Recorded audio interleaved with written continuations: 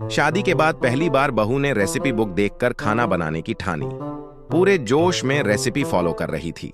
इतने में सास रसोई में आई और फ्रिज खोलते ही चौंक गई। अंदर मंदिर का घंटा रखा था। हैरान होकर सास बोली, बहू, ये मंदिर का घंटा फ्रिज में क्यों रखा है? मासूमियत से बहू बोली, मम्मी जी, रेसिपी बुक में लिखा है कि सब चीजों को मिलाकर 1 घंटा फ्रिज में रखें।